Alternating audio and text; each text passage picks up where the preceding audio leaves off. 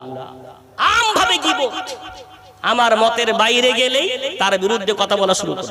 জানেন নাকি পারা নম্বর 26 পৃষ্ঠা নম্বর 16 সূরার নাম সূরাতুল হুজুরাত। রব্বুল আলামিন কি সুন্দর করে বলছেন, ওয়ালা ইয়াগতাব বা'দুকুম বা'দা আইয়ুহিব্বু আহাদুকুম আইয়াকুলা লাহমা আখিহি মাইতান ফাকারিহতুমু।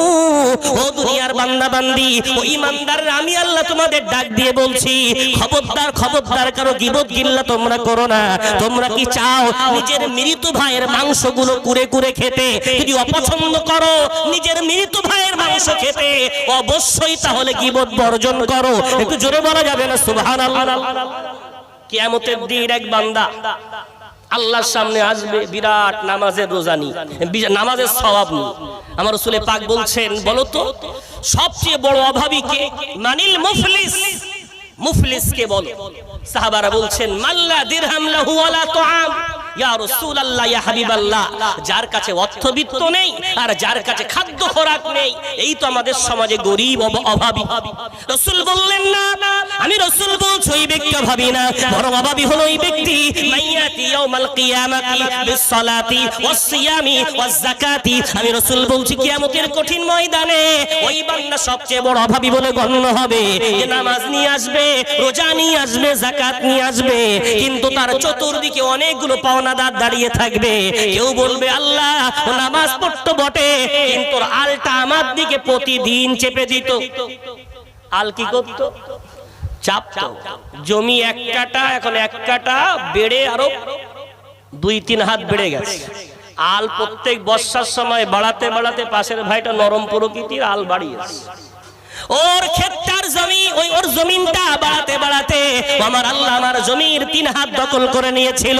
রাসূল বলছেন, কিয়ামতের কঠিন ময়দানে ওই বান্দার নামাজ থাকার পরেও, রোজা থাকার পরও যেহেতু অন্যের জমি জোর করে দখল করেছে, এখানে আরো যারা ফাঁসবে তারা হলো বর্তমান যুগের বেশিরভাগ উকিল, কলমের খোঁচা, সবার কাছ থেকে খায়, এর কাছ থেকেও খাবে, ওর কাছ থেকেও খাবে। হতভাগা আকদার মুসলমান নিজেরা বসে মেটালে তো মিটে যায়, রাগের বসে গেলাম কেস করতে, জান কার সর্বনাশ হবে? সর্বনাশ আপনার।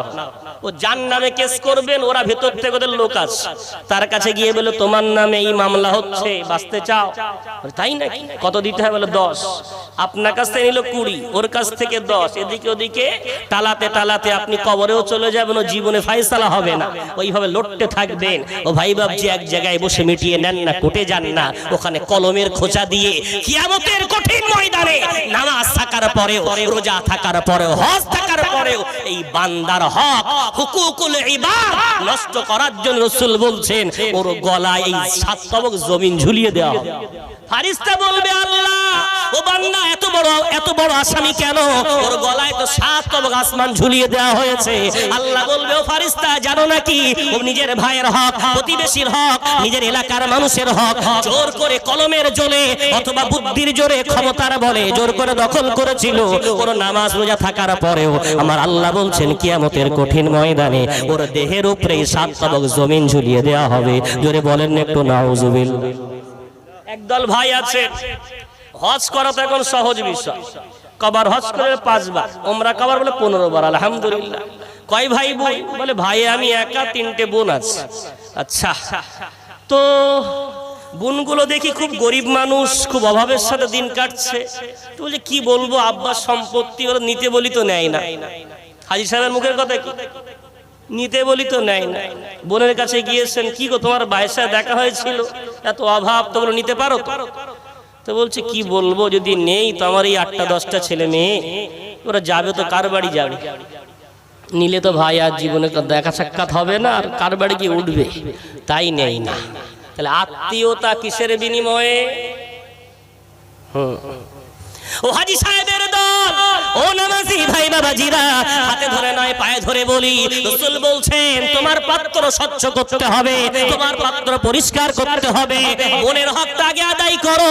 তুমি 5 বার হজ করার পরেও আমার আল্লাহ বোনের ফাঁকি দেওয়া ওই অর্থ নিয়ে হজ করলে আল্লাহ হজ কবুল করবে না।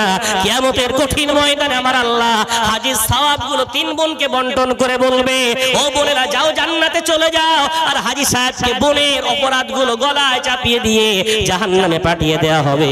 তাই রাসূল বললেন, হুকুকুল ইবাদ নষ্ট করো না, প্রতিবেশীর জমি দখল করো না, বোনের হকটা নষ্ট করো না, যার যেটা পাওনা আছে বাপ মা মারা গেলে যতটুকু আছে সব বন্টন করে দাও। আর আত্মীয়তা পয়সার বিনিময়ে নয়, জমির বিনিময়ে নয়, ওটা হলো তুমি যে এক বাপ মার সন্তান, রক্তের বিনিময়ে আত্মীয়তা বহাল রেখে দাও। একটু জোরে বলা যাবে না সুবহানাল্লাহ। আমার নবী পাক ধরার বুকে কেন এলে? এক হলেন আল্লাহর নিদর্শনাবলীগুলো বলবেন, 2 নম্বর বান্দাকে শিরক থেকে, গুনাহ থেকে, পাপ থেকে পবিত্র করবেন, জোরে বলা যাবে না। 3 নম্বর বান্দা তুমি বিরাট রোজা রেখেছো, কিন্তু মসজিদে প্রতি রোজার সময় সামনে রমজান আসছে, দেখবেন প্রত্যেক মসজিদে আলহামদুলিল্লাহ নামাজের অভাব হবে না, কিন্তু সবচেয়ে বড় দুঃখের বিষয় মাগরিব থেকে আসরের সময়টা খুব অল্প, তাই আসর পরে আর বাড়ি যায় না, আর ইফতার সব মসজিদ আলহামদুলিল্লাহ দেয়া হয়।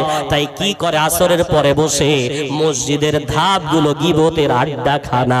একটু নাউজুবিল্লাহ জোরে বলা যাবে।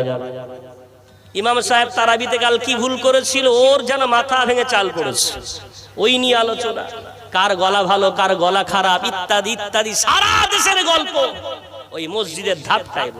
ও হাজী সাহেব, ও নামাজি সাহেব, ও দিনদার সাহেব, না না না, তুমি জানো নাকি এই যে গীবত গিল্লা করছো কত বড় ক্ষতি করছো জানো? তোমার আমলগুলো কেটে কেটে তার আমলনামায় জুড়ে দেওয়া হবে, কিয়ামতের কঠিন ময়দানে তোমার সওয়াবগুলো তাকে দিয়ে দেওয়া হবে। রাসূল বলছেন, এক তো হাজী, এক তো নামাজি, এক দল রোজাদার, তাদের সওয়াবগুলো দিয়ে দেওয়ার পর এখনো একদল বান্দা দাঁড়িয়ে থাকবে, আল্লাহ আমাদেরও পাওনা আছে, আমাদের গালি দিত, আমাদের কটু কথা বলতো, আল্লাহ আমাদেরকে দেখলে যা ইচ্ছা তাই করতো।